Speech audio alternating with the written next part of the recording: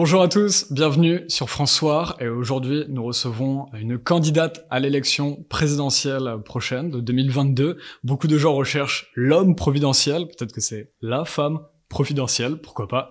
Clara Egger, bonjour. Bonjour.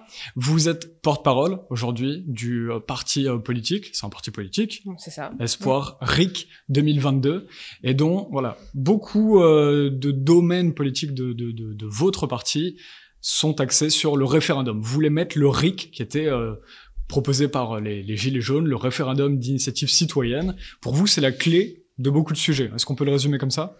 Ouais, c'est la clé, on va dire, d'une transition démocratique. Nous, le constat qu'on fait, et je pense qu'il est assez partagé, c'est qu'en fait, on vit une crise en France qui est surtout une crise politique et une crise autoritaire. On a un système qui se déconnecte de plus en plus des citoyens et des élus qui prennent de plus en plus de pouvoir. L'outil qu'on propose pour résoudre cette crise-là, c'est le RIC, mais pas n'importe lequel. Donc peut-être vous l'avez vu, beaucoup de partis politiques se sont engagés sur cette question.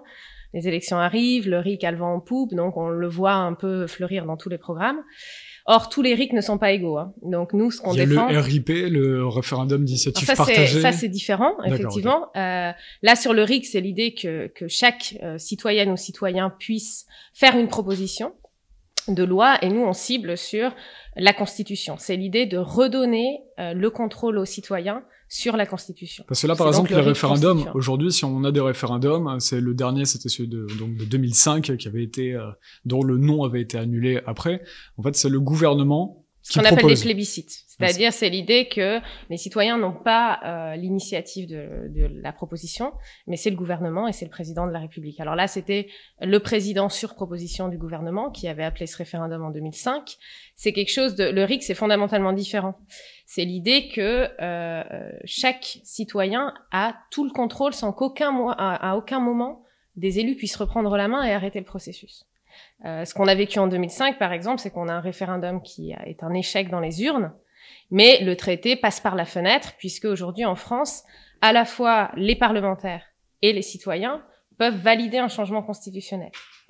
Ce qui se passe, c'est que normalement, selon la Constitution, la voie normale, c'est la votation populaire. Un changement constitutionnel, normalement, c'est votation populaire, et si ça gagne dans les urnes, il y a changement constitutionnel. Par contre, il y a une petite mesure dérogatoire qui est introduite par un petit toutefois dans l'article 89, et qui dit que le Parlement peut aussi faire des propositions. On n'a jamais eu, en fait, on n'a eu qu'une seule proposition de réforme sur l'article 89, c'est la réforme du quinquennat en 2002. Le peuple n'a jamais été convoqué aux urnes via ce mécanisme-là. Et l'idée du projet d'Espoir RIC, c'est que ça, ce soit plus possible. Que seuls les citoyens puissent valider des changements constitutionnels. C'est-à-dire qu'on puisse plus changer la Constitution sans gagner un référendum. Voilà, on va prendre le temps de vous connaître, de comprendre votre programme, mais juste avant, ce serait intéressant de savoir, on vous connaît peu aujourd'hui, forcément. C'est un parti assez nouveau. Ouais. Voilà, donc qui êtes-vous? Comment est-ce que les gens peuvent avoir confiance du coup en vous? Qu'est-ce qui vous amène à vouloir donner la parole au peuple?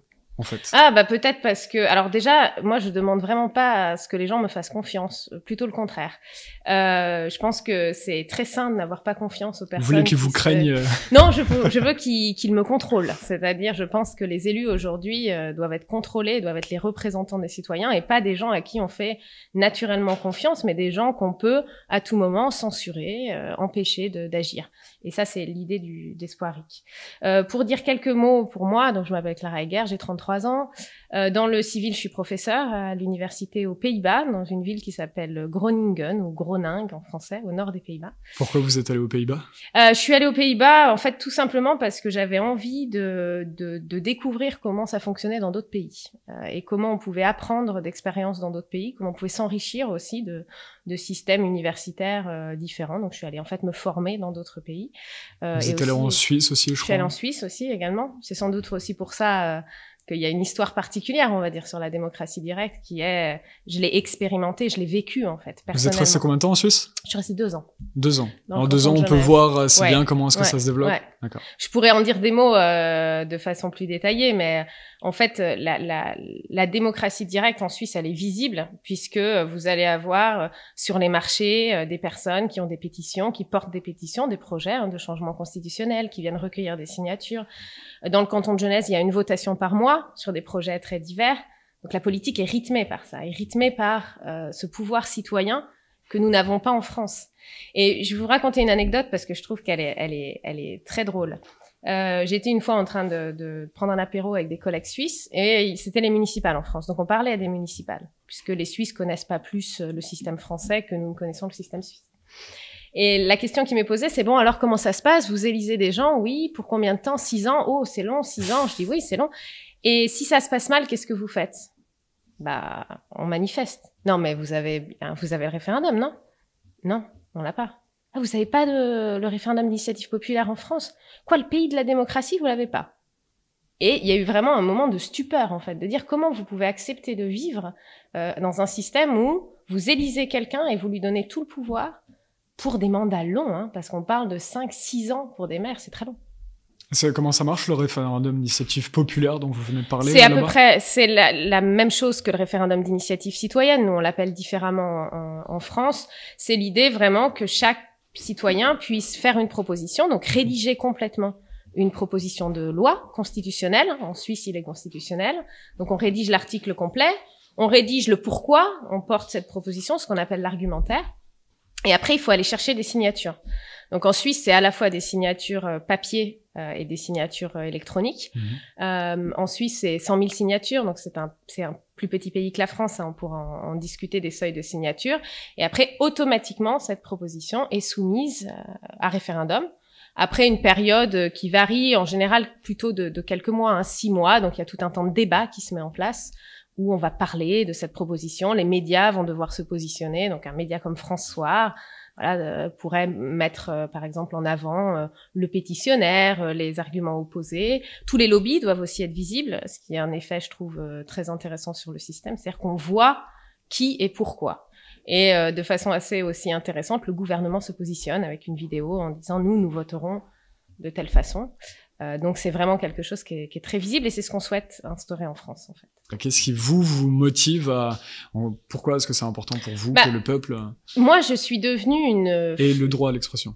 Et à la décision surtout. À la décision, c'est plus que l'expression. C'est pas l'idée de dire bon laissons les citoyens s'exprimer et il en sortira quelque chose, c'est l'idée de dire aujourd'hui il faut que les Français aient un nouveau droit politique. Il y a des séries de pays, les pays qui ont le RIC ont plus de droits politiques que nous, puisqu'ils ont la possibilité de faire la loi, d'écrire la loi et de décider par eux-mêmes.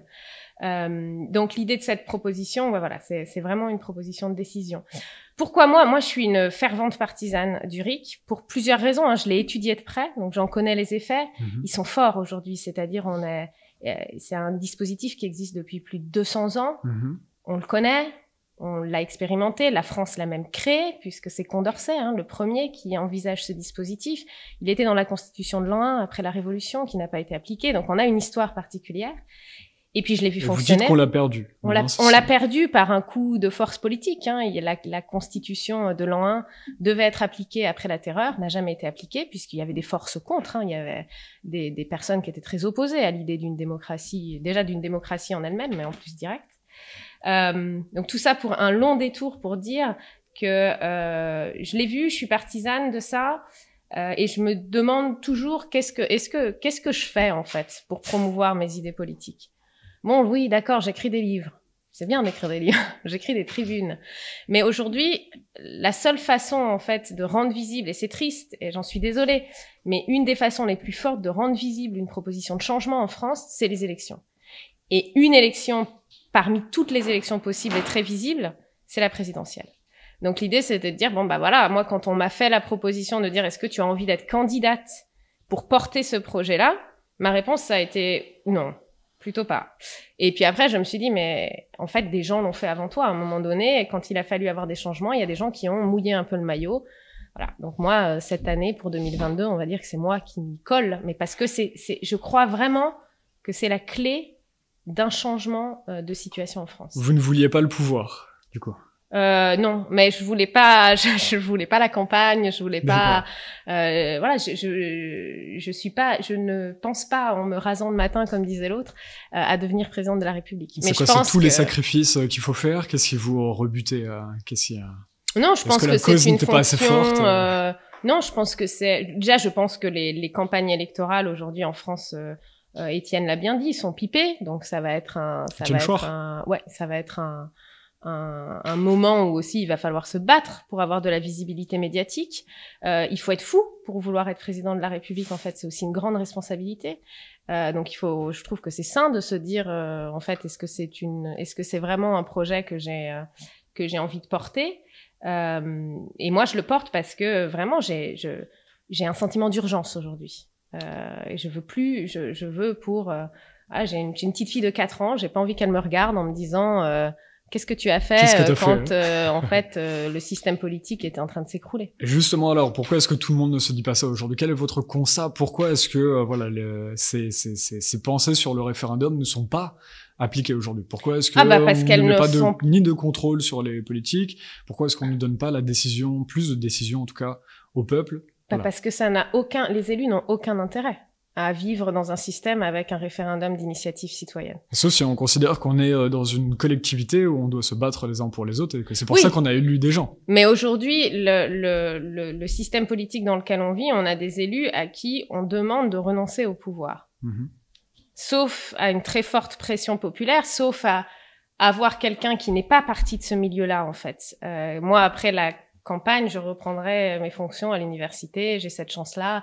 Je vais pas faire profession politique. Aujourd'hui, le système politique, il est verrouillé parce qu'il est aux mains d'un groupe d'élus qui est de plus en plus déconnecté du peuple okay. Et des citoyens et qui n'a aucune volonté. C'est très difficile de se dire une fois qu'on a tout le pouvoir qu'on peut le lâcher. Et d'ailleurs, c'est intéressant parce que même tous les candidats qui portent le RIC, qui en parlent, à chaque fois qu'on leur dit oui, mais le RIC constituant, hein, on est d'accord que les règles du jeu politique, c'est les citoyens qui doivent les définir. La réponse, c'est non, ça va trop loin. Ça va trop loin, les gens ne sont pas capables. Mais en démocratie, les gens sont capables de décider par eux-mêmes. C'est l'idée même de la démocratie. Est-ce que les gens veulent voilà, c'est la question. Alors, je suis pas le premier à vous la poser. C'est dans les interviews que vous avez fait dans le passé. Souvent, c'est quelque chose qui revient. C'est-à-dire que même moi, personnellement, si je peux donner mon avis, je suis pas... plutôt, par exemple, pour être honnête, voilà, je tends à la démocratie dans ce que vous prenez, mais alors, on ne sent pas aujourd'hui une volonté de se responsabiliser du peuple. Ça, je pense que c'était Rousseau qui disait ça, et je trouve que c'est assez juste. On dit si on veut rendre le peuple, donner des responsabilités au peuple, il sera responsable. Enlever-lui des responsabilités, il sera irresponsable. C'est ce que vous avez dit. Vous dites souvent que les institutions décident de la culture d'un pays. Complètement. C'est-à-dire qu'aujourd'hui, déjà c'est faux. Hein, dans les sondages qui sont faits sur la question du RIC, montrent que 3/4 des Français sont favorables au référendum d'initiative citoyenne. Ce chiffre s'élève à plus de 80% si on va dans les classes populaires. Or, chez les élus, c'est nul. Personne ne porte cette revendication. Donc ça, c'est intéressant déjà. C'est-à-dire que les gens le souhaitent. La question qu'ils posent, c'est « oui, mais comment ?» En fait, on a eu un mouvement des Gilets jaunes qui a porté cette question.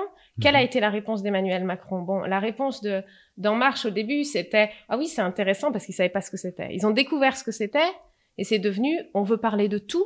Sauf de ça. Et on a eu un mouvement qui a été réprimé. Moi, je comprends aujourd'hui qu'il y ait un sentiment de désespérance. De se dire, mais en fait, on est dans un système qui est tellement verrouillé qu'il va être très difficile à faire sauter ces verrous. Mais la volonté, elle est là. La question, c'est de dire, est-ce que l'offre en politique porte cette revendication-là? Et nous, avec Espoiric, on dit, bah voilà, il faut la porter. Il faut la visibiliser parce que c'est là qu'on montre aussi qu'une alternative, elle est possible et elle est crédible. On n'est pas sur quelque chose qui est délirant. On est sur une demande qui est très raisonnable, mais qui peut changer véritablement le système. Et donc vous dites que là, tous les élus en général, c'est comme un jouet qu'ils ont, le pouvoir, et qu'ils ne veulent pas le lâcher.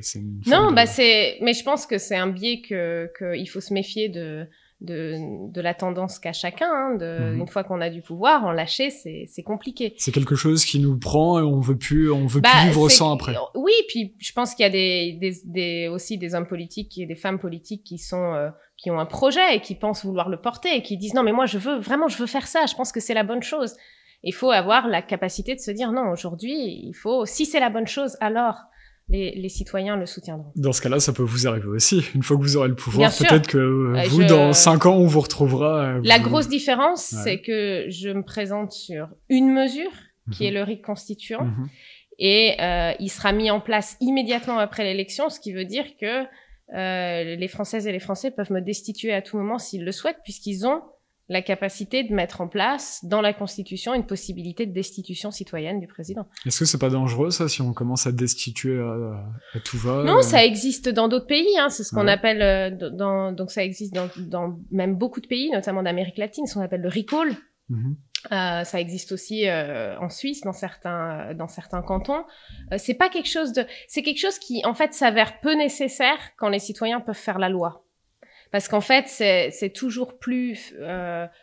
quand on a un représentant et qu'on peut le contrôler en prenant ses décisions à sa place, la nécessité de le destituer est plus faible. Mais moi, je pense que c'est une bonne chose, oui, de pouvoir décider d'un bon divorce avec ses représentants si le contrat ne fonctionne pas. Et c'est une bonne mesure. Alors, il y a quelque chose qui est intéressant. Vous dites que, par exemple, si on met des référendums, vous dites, par exemple, c'est ce qui se passe en Suisse, où en fait ils se retrouvent, les Suisses souvent à en connaître beaucoup plus sur la Constitution, ou sur des sujets où on va dire ah ok mais tout le monde n'a pas les connaissances là-dessus, mais en fait le fait d'être impliqué dans les décisions fait que d'autres vont être incités, le peuple en général va être incité à se cultiver. Ouais, c'est assez simple comme mesure. Quand vous ne décidez de rien, quel est l'intérêt que vous vous intéressiez à la politique? C'est-à-dire là ce qu'on essaye qu'un jour les choses bougent peut-être. Voilà, ouais, mais ce qu'on essaie de nous faire croire, c'est de nous dire, alors, il y a une échéance électorale tous les 5 ans, où allez, il faut se mobiliser, il faut y aller. Aujourd'hui, si la citoyenne que je suis, si je veux influencer la politique, il faut soit que je passe beaucoup de temps dans des dispositifs participatifs, ou à la fin, de toute façon, je ne décide pas. Prenons l'exemple de la Convention sur le climat. On a rassemblé 150 citoyens qu'on a fait travailler, hein, c'est des gens qu'on a fait travailler sur des propositions, qui ont fait des propositions. Au final, la décision, qui l'a prise? Le gouvernement. Quel est l'intérêt de rejoindre ces dispositifs? Quel est l'intérêt de se former, apprendre comment marche notre système? Puisqu'à la fin, ce qu'on vous dit, c'est que vous ne déciderez pas. Moi, je le comprends, ce choix-là. Ce choix de dire, mais on le sent quotidiennement, l'impuissance. La beauté et un des effets du référendum d'initiative citoyenne, c'est que quand on doit prendre des décisions, on doit s'informer. Imaginez, par exemple, qu'est-ce qui vous intéresse? Est-ce qu'il y a un changement constitutionnel qui vous parle? Que vous souhaiteriez vous-même mettre en place? Ouais. J'en ai pas comme ça, là. Prenez un exemple. Mais prenons un exemple. On peut prendre l'exemple du vote blanc. On en parlait juste avant, de la reconnaissance du vote blanc. Bon, pour faire une proposition comme celle-là, vous voulez faire un changement constitutionnel qui vise à inscrire la reconnaissance du vote blanc. Il faut se renseigner sur qu'est-ce qui est écrit dans la Constitution sur ce sujet, sur le code électoral, voire rédiger une mesure qui est dans les normes, c'est-à-dire qui est faisable, qui est applicable. Donc ça, déjà, en effet de connaissance, c'est très fort, puisque vous pouvez rejoindre une association qui milite pour ça. Ça a un effet très fort. Vous allez vous mobiliser sur ce sujet, c'est le vôtre. Après, vous allez apprendre à en parler, à répondre aux arguments contraires sur ce sujet, puisqu'il faut que vous soyez convaincant. Et puis ensuite, il y aura un débat large, où chacun va devoir se positionner et se renseigner. C'est ce qui s'est passé, on va vivre ce qui s'est passé en 2005. Je pense que avant le référendum de 2005, on a appris beaucoup plus sur l'Europe et son fonctionnement que dans beaucoup d'autres moments, puisqu'on devait décider. Donc on a dû lire le texte, on a dû le voir, il y a des personnes qui ont aussi pris position. C'est ça qui fait qu'une démocratie, elle forme, on va dire, les gens, et elle fait que les gens sont plus compétents. Oui, ça a incité des gens en 2005 à écrire sur le sujet et d'autres à lire ces gens même alternatifs des fois. Okay. On a eu des discussions, que ce soit dans les repas de famille, au café du coin sur cette question-là, parce que c'était l'enjeu fort, quoi. Quand on est président de la République, il n'y a pas que une mesure qu'on met en place. Donc il y a tous les autres domaines, l'économie, l'éducation même. Et vous dites que le référendum d'initiative citoyenne peut être la clé justement pour libérer une nouvelle forme de politique sur ces domaines-là. Ouais. Comment est-ce que ça se matérialise? L'idée, là, en fait, on peut se poser, une des questions qu'on peut se poser sur ce projet-là, c'est que une fois qu'on a mis le RIC constituant, que fait le président? Or, le président, en France, n'est pas censé gouverner. Mais vous voulez réduire son pouvoir dès le lendemain? Je veux le remettre là où il est. C'est-à-dire, je veux qu'on arrête ou alors au moins que ce soit visible, que tous les candidats qui s'engagent sur un programme de gouvernement disent à l'électorat, je m'assois sur la Constitution. Je veux tout le pouvoir. Parce que le président de la République aujourd'hui ne peut pas gouverner sans une majorité à l'Assemblée. On l'a vécu dans des moments de cohabitation. Quand le président n'est pas de la couleur de l'Assemblée, il ne peut rien faire. Parce que ses pouvoirs sont limités. C'est un arbitre. Un arbitre, ça veut dire quelqu'un qui s'assure que le pouvoir est distribué, qu'il n'y a pas de conflit d'intérêts, que les décisions sont prises et prennent en compte aussi les divergences d'avis des citoyens, qu'il n'y a pas d'abus de pouvoir, que la justice joue son rôle. Donc c'est pas une fonction mineure, c'est une fonction qui est importante. Et le problème qu'on vit aujourd'hui, c'est qu'on a un président on n'a plus d'arbitre. On n'a plus d'arbitre dans le système politique français. Parce qu'on a un arbitre qui est jugé parti. C'est-à-dire qui siège, par exemple, le président siège au Conseil de défense. On vient d'arrêter l'opération, d'annoncer qu'on arrête l'opération Barkhane. Moi, je n'ai aucune information, je sais pas quel est le bilan de cette opération. Pourquoi? Parce qu'on n'a plus d'arbitre, en fait. On n'a plus un président qui est capable de dire j'ai fait le choix d'arrêter l'opération Barkhane avec le ministre de la Défense pour telle raison. Aujourd'hui, on a quelqu'un qui est jugé parti, qui prend ses décisions tout seul et qui abuse de son pouvoir. Et ça, c'est quelque chose qui est particulièrement, je trouve, troublant de voir que aujourd'hui, particulièrement depuis 2002, une série de présidents s'est assis sur ça et que quand on dit aux Français, vous savez, le président est pas censé gouverner, la réponse c'est « Ah bon ?»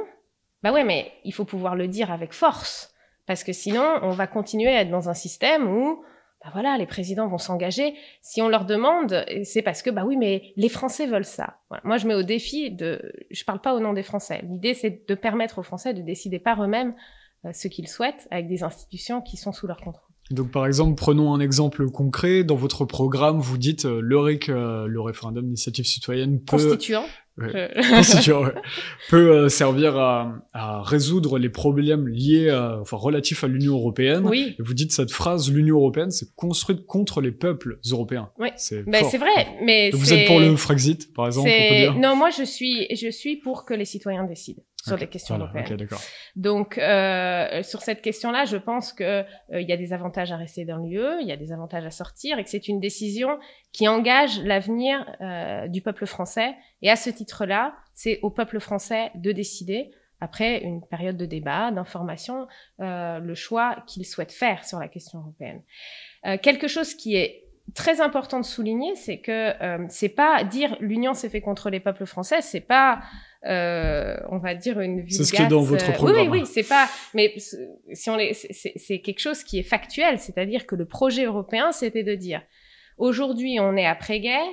On a des populations qui ont connu la guerre, qui sont opposées les unes aux autres. Il faut donc une élite qui pousse ce projet et les peuples suivront parce qu'ils verront des retombées positives.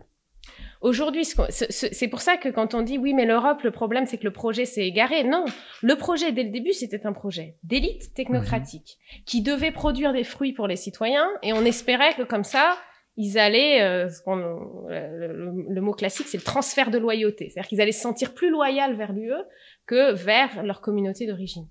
Ça marche pas parce que pour les citoyens lambda, l'Europe ne produit pas les effets escomptés. Elle n'est plus au service des citoyens parce que les citoyens n'ont pas de contrôle sur le projet européen. On a un Parlement européen qui a des pouvoirs extrêmement limités. On a une initiative populaire européenne qui est ridicule, qui est un instrument, qui est un gadget. Or, on sait aussi qu'il y a des pays qui décident sur l'Europe. Je vous prends un exemple, c'est l'Irlande. L'Irlande, pour changer la constitution de l'Irlande, donc à chaque fois qu'il y a un nouveau traité européen, ce qui est le cas en France, je pense que c'est important de le souligner, les traités européens ne sont pas supérieurs à la constitution française. S'il y a conflit, il faut adapter la constitution et donc il faut une votation. En Irlande, le peuple irlandais vote sur des questions européennes et c'est aussi le peuple qui a le plus de clauses dérogatoires. Au Danemark, les Danois votent sur les questions européennes, ils sont hors de l'euro. C'est des choses basiques. C'est-à-dire, si on vote sur l'Europe, on choisit qu'est-ce qu'on veut garder et qu'est-ce qu'on veut changer. Qu'est-ce qui est bon pour nous, qu'est-ce qui n'est pas bon pour nous. Et c'est ça un projet qui est au service des citoyens. C'est qu'on décide collectivement qu'est-ce qu'on veut. Les prochaines élections vont être beaucoup orientées autour de la question sanitaire. C'est déjà une première dans l'histoire et ce sera une première par rapport à ces élections. Nous, par exemple, chez François, en général, on a été très choqués par rapport à ce qui s'est passé. Justement, par exemple, le pass sanitaire, a été voté. Alors c'est démocratiquement selon les règles aujourd'hui, mais c'est le Parlement et le Sénat qui ont l'Assemblée et le Sénat qui ont voté. Mais le peuple n'a pas eu son mot à dire là-dedans. Comment est-ce que vous, voilà, vous prenez la question, est-ce que vous êtes pour le pass sanitaire peut-être? Quel est votre rapport à ce que l'on vit depuis un an, politiquement? Moi, ce qui m'inquiète dans ce qu'on vit depuis un an, et du coup, moi, parmi mes activités de recherche, j'étudie la façon dont les gouvernements en Europe ont répondu à la question du Covid. Si on regarde ce qu'a fait la France, c'est-à-dire la France en Europe est un des gouvernements qui a été le plus autoritaire sur la réponse au Covid, mais qui a eu aussi une flambée épidémique très très importante. C'est-à-dire que nous, quand on fait nos analyses, on compare la façon, on va dire le rapport entre les mesures autoritaires qui ont été prises et l'impact sur la diffusion du virus, l'impact sur la politique, la démocratie. Faut le dire clairement, la France est dans le même groupe que la Hongrie et la Pologne. C'est un fait. Donc, on vit une dérive autoritaire qui est alimentée par un état d'exceptionnalisme permanent. Je trouve choquant que si peu de parlementaires ont voté la reconduction de l'état d'urgence sanitaire. C'est pas normal. C'est une mesure qui est trop importante pour que si peu de parlementaires se déplacent. Donc oui, on est dans une situation très inquiétante où on sait aujourd'hui que la France ne reviendra pas à son état pré-Covid. Des mesures ont été prises qui ont durablement modifié la démocratie. Donc moi, ce que je souhaite, c'est que ce type de mesures-là, ce qu'on voit par exemple si on compare un pays comme la Suisse, qui a aussi a dû prendre des mesures d'urgence, parce que c'est vrai, vous pouvez me dire, oui, mais bon, vous êtes mignonne, cet idéalisme, mais à un moment donné, il y avait une crise, il fallait agir. Je suis d'accord. La question est de savoir, ça veut dire quoi et avec quel degré de contrôle des citoyens. La Suisse, par exemple, a pris des mesures d'urgence beaucoup plus limitées, beaucoup plus fréquentes. On avait des fois des dispositions prises pour 2 jours. La France a pris des mesures longues, a inscrit le fait aussi d'inscrire des dispositifs d'état d'urgence dans la Constitution, c'est très problématique. Donc moi, sur cette question des mesures sanitaires, ce que je souhaite, c'est qu'il puisse y avoir en fait que le RIC produise aussi ce qu'il produit, c'est-à-dire que les représentants ont plus de mal à mettre en place des mesures exceptionnelles parce qu'ils savent qu'à tout moment, ils peuvent être censurés par le peuple. En Suisse, le 13 juin, les Suisses vont voter sur la loi Covid. Voilà, moi, je souhaite ça. Je souhaite qu'en France, on puisse voter sur le pass sanitaire, qu'on puisse le refuser, qu'on puisse avoir un débat, et enfin qu'on sache, qu'on ait une information pleine et entière sur ce qui se passe, parce qu'on ne l'a pas aujourd'hui. Et ça, et ça, c'est particulièrement grave, donc oui. Donc vous, au pouvoir, on vote, on remet le pass sanitaire sur la table et on fait un référendum. Et on dit oui, moi, au pouvoir, alors, comme c'est un projet qui vise à faire du président un arbitre, moi, dans la situation telle qu'on est aujourd'hui, avec une telle tension sur les mesures sanitaires, une telle division, oui, il faut qu'on vote. Puisque typiquement, c'est une mesure qui divise énormément les Français. Donc c'est à eux de décider. Et un président, quand il sent qu'une mesure divise, il faut qu'il soit capable de dire « je la soumets à référendum ». Discutons collectivement, qu'est-ce qui se passe? Mais au-delà de ça, le fait d'avoir le RIC, ça change, et je pense que c'est important de le souligner, ça change le comportement des parlementaires. C'est-à-dire, oui, le RIC va cohabiter, on va pas supprimer tous les parlementaires et tous les représentants. Mais par contre, le simple fait, les représentants vont vivre avec cette épée de Damoclès au-dessus de la tête, c'est-à-dire l'idée que ce qu'ils font peut être à tout moment décousu, défait par un vote populaire. Donc le pass sanitaire, ce serait pas fait comme ça. Je le sais parce que moi, par mes fonctions professionnelles, je réside aux Pays-Bas, qui est un pays qui a géré, on va dire, mieux la crise en termes de respect des libertés fondamentales, mais pas si bien. Sur plein de sujets, on peut pas contraindre autant à la vaccination, non, parce que il y a ce contrôle citoyen plus important. C'est que là, du coup, ce que vous dites, c'est grave d'une certaine manière. Oui, c'est grave. Ils se permettent n'importe quoi parce qu'ils sont pas contrôlés et que. Oui, je pense que c'est grave. C'est un enfant qui n'a pas de limite parce que les parents sont pas derrière. Ça peut être ça, ou c'est plutôt, oui, effectivement, c'est quelqu'un qui a, disons que c'est plus que ils savent pas, ils font des trucs sans limite. C'est qu'aujourd'hui, ils sont plus, nos représentants dirigent pour la minorité qui les a élus. Emmanuel Macron, aujourd'hui, sa majorité à l'Assemblée, c'est 13% du soutien électoral. 13%, c'est rien. C'est très faible. Donc, en fait, il fait la politique de ces 13%-là. Il y a des personnes qui se reconnaissent très bien dans ce que font les représentants, mais la majorité ne s'y reconnaît pas. Donc aujourd'hui, l'idée de diluer le pouvoir et de redonner le contrôle aux citoyens, c'est de les remettre aux commandes, en fait. Si c'est si important, vous le défendez très bien, c'est mon avis seulement, mais pourquoi est-ce que les gens ne le demandent pas en fait, le référendum? Ils le demandent. Non, pas tant que ça. Ils le demandent. Aujourd'hui, c'est pas ce qu'on voit autant sur les réseaux sociaux ou ce genre de choses. Une des possibilités. Ou alors est-ce que c'est le traitement médiatique qui fait que c'est caché? Comment? Moi, j'ai écrit, vous savez, l'ouvrage que j'ai coécrit sur le RIC, il est né du fait que quand les Gilets jaunes ont dit on souhaite le RIC, moi, j'ai regardé ce que les médias publiaient. Et c'était d'une ignorance crasse. C'est-à-dire que c'était des choses qui étaient fausses. On ne peut pas dire aujourd'hui que le RIC, c'est l'instrument d'une clique affairiste, que le RIC, c'est le rétablissement de la peine de mort, parce que c'est faux. Donc moi, j'ai écrit ce bouquin pour dire, vous savez, le RIC, on le connaît quand même bien. Hein. Il se pratique depuis 200 ans, 36 pays l'ont, 18 pays le pratiquent régulièrement, on sait. On sait ce qu'il produit. Donc oui, il y a eu une véritable, je pense qu'il ne faut pas avoir peur des mots, il y a eu une propagande médiatique pour dire que c'était pas une bonne idée, que le peuple français n'était pas prêt, que c'était contraire à notre culture politique. Alors de la part de quels médias? Tous. Moi, j'ai pas trouvé le traitement, par exemple, du Monde. François, non, je vais pas faire de la pub. non, mais sur la question du RIC, peut-être à l'exception de François. J'avoue que j'ai pas regardé dans les détails ce que François a publié sur le RIC. Mais effectivement, les médias du type Le Monde, Libération, ont traité la question sous un angle qui était, en fait, moi, ce qui m'ennuie, c'est que c'est même pas un angle politique, c'est que c'est faux.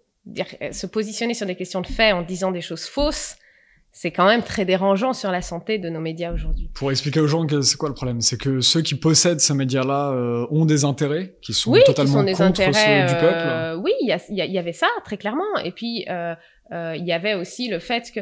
Alors, je pense qu'il y a différents types de choses. Nous, on avait fait un petit travail, et mon collègue Raoul Mani-Berton, qui fait partie de l'équipe d'Espoiric, avait analysé comment les médias... à Sciences Po Grenoble. Voilà. Avait analysé la façon dont les médias se sont positionnés sur le RIC. En fait, les médias, ils font, on va dire, la couverture de... Alors, leur lectorat, qui est aussi politisé, qui est peut-être plus proche d'un parti politique que d'un autre. Le Monde a très clairement relayé ce que disait le gouvernement. C'était ça, en fait, sur le RIC. Donc, on avait des gens qui ne savaient rien. Le Monde a relayé ça, alors qu'il y a des experts sur cette question. Ils existent. Là, on travaille sur... il y a un grand traité de sciences politiques qui est en train de se faire sur la question de la démocratie directe, avec plus de 40 auteurs. Allez, si on voulait trouver des personnes compétentes pour en parler, il y en avait. On n'a juste pas voulu les inviter sur cette question. On n'a pas voulu les chercher. Non. Et par contre, juste pour ça, je pense que... Je crois, et c'est vraiment le projet d'Espoiric, c'est de dire, on peut pas savoir, en fait, ce que les Français souhaitent ou ne souhaitent pas, parce que l'offre politique, aujourd'hui, elle est biaisée, en fait. On a une offre politique qui se présente comme des changements, on va dire, en disant, oh là là, on va tout changer, vous voyez, on va changer. En fait, fondamentalement, non, il propose pas de changer de régime politique. Il propose pas de passer d'un régime représentatif à direct. Mais même la France Insoumise, tout ça, ils ne proposent pas le référendum? Non, la France ne propose pas le RIC constituant. La France Insoumise propose une assemblée constituante. C'est foncièrement différent. Une assemblée constituante, c'est l'idée, ils proposent qu'un RIC puisse convoquer une assemblée constituante, c'est-à-dire qu'il puisse y avoir un groupe de personnes qui puisse définir une nouvelle constitution et qui sera soumise ensuite à référendum. Mais alors pourquoi tous les partis socialistes ou qui veulent donner, qui veulent l'amélioration des conditions de vie des uns et des autres en société ne prônent pas le référendum d'initiative citoyenne? Moi, je pense qu'il y a un frein qui est lié au fait que... Vous êtes les seuls aujourd'hui avec le... On est les seuls, ouais. On est les seuls aujourd'hui et c'est l'objectif de la candidature d'Espoiric, c'est d'être aussi très visible sur cette question-là, et en tout cas le plus visible possible, pour que cette question soit inévitable. Parce que moi, je pense, je suis convaincue que quand je discute au café du coin, en prenant mon café le matin, avec des Français qui me disent, on sent bien que les règles du jeu, il y a un problème quand même dans notre pays, hein. Il y a un truc qui marche pas. Il y a vraiment... Mais c'est difficile de mettre le doigt dessus, de dire le problème, c'est ça. Nous, la réponse qu'on dit, c'est oui, le problème, c'est que les citoyens, aujourd'hui, sont impuissants, n'ont pas de pouvoir. C'est ça le problème. en portant ce projet-là, nous, ce qu'on espère, c'est que ça va obliger, enfin, ça va rendre visible auprès des Français que ça existe. L'alternative, elle est là, elle est possible. Pour ça, bien sûr, il nous faut des soutiens de maires qui sont pas forcément les plus faciles à avoir, mais il faut à chaque élection rendre visible que ça existe, ça c'est possible et ça crée du changement. D'ailleurs, les 500 signatures, alors vous en êtes où les 500 signatures, nous, on a une équipe de personnes qui, nous, on a fait le choix. D'ailleurs, intéressant hein, cette question des 500 signatures. Vous savez, l'objectif, c'était vraiment de réduire la possibilité d'avoir trop de candidats à la présidentielle. Hein. C'était l'idée de garder que les partis puissent garder hein, le contrôle sur les candidats. Dans plein d'autres pays, c'est des parrainages citoyens, hein, par ailleurs. Au Portugal, par exemple, c'est des parrainages citoyens pour se présenter. Donc, nous, aujourd'hui, sur la question des parrainages, on a des équipes, on rappelle des maires. Parfois, on entend, je pense qu'il faut le dire, des maires dire « Écoutez, j'aime beaucoup, vraiment, hein. Mais vous savez, si je soutiens pas un grand parti, j'ai peur que celui qui arrivera au pouvoir me coupera mes financements. » Vous savez, les signatures de maires sont publiques aujourd'hui. Donc, on a des maires qui sont très honnêtes là-dessus, qui disent « j'aimerais pouvoir le faire. J'attends un peu parce que… » Donc ils ont des pressions. Donc ils ont des pressions. Oui, ils ont des craintes, ils se sentent, et je pense qu'elles sont légitimes. Le fait de dire que comme les financements sont redistribués par le central, le gouvernement, aujourd'hui ils se disent « faut pas que je fasse une erreur dans mon parrainage, parce que peut-être, derrière, je vais être sanctionnée, ma commune va être sanctionnée, et les élus… Les maires sont ceux qui sont plus proches des Donc il y a un manque de liberté totale pour les maires. Je sais pas s'il est. Il y a un manque de liberté qui est réel. Je pense qu'il y a aussi des possibilités de soutenir d'autres projets, mais que ça existe et que cette crainte-là, elle existe. Ouais.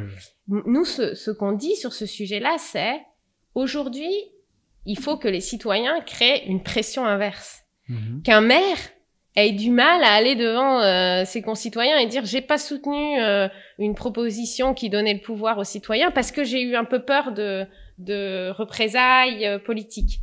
Mais les citoyens ont aussi cette pression de dire mais nous c'est ça qu'on veut en fait. Et aujourd'hui ce qu'on aimerait dire aux maires c'est que on a 3/4 des Français qui souhaitent le RIC. Aucun des élus ne le porte aujourd'hui. On a besoin de leur soutien, en fait. Il faut pas qu'ils aient peur à un moment donné. Moi, je compare et je pense pas que c'est excessif ce qu'on vit aujourd'hui à ce qu'on a vécu avant, par exemple, l'instauration du suffrage masculin en 1848. Les partis ne le voulaient pas, hein. Il y avait quelques partis qui le portaient, pareil sur le suffrage féminin. Et il a fallu que des gens, rejoignent cette initiative. Et l'appel qu'on fait aux maires, c'est celui-là, c'est de dire, allez-y, n'ayez pas peur, en fait. Parce que les citoyens, c'est aussi, on va dire, une façon d'arrêter l'ingérence du pouvoir central sur le pouvoir local, le RIC. Clara Egger, merci d'avoir été avec nous aujourd'hui. Merci. Du coup, on peut vous retrouver Espoir RIC 2022. Espoir 2022, ouais. Partout, vous avez votre site, sur les réseaux sociaux peut-être. Ouais, on est sur Facebook et Twitter, sur Discord. On a une permanence ouverte tous les jeudis soirs à 20h30. Hein. Tout le monde peut venir poser ses questions. Dans toutes les villes de France et de Non, là, pour le moment, c'est en ligne, mais on se déplacera. Alors, on a l'espoir de se déplacer cet été, notamment auprès des communes où il y aurait une dynamique autour d'Espoir RIC, un maire peut-être prêt à lâcher son parrainage. Donc, on se déplacera dans les villes de France pour faire des ateliers autour des RIC, simuler des RIC. Mais en tout cas, voilà, sur Internet, on peut avoir nos coordonnées, nous rejoindre, poser des questions, des craintes, des doutes, et puis j'espère rejoindre l'aventure. On a besoin à ce stade-là, on fait un pari, hein, on a besoin de toutes les énergies, donc tout le monde est bienvenu. Bien, merci beaucoup, Clara. Merci à vous. Merci à vous d'avoir suivi cette émission. Comme toujours, vous pouvez la partager sur tous vos réseaux, ça nous aide énormément. Et la page de soutien, on attend vos dons. Vos dons comptent, c'est sur la page de soutien sur francoir.fr. Merci à vous. Très bonne journée. Merci Clara.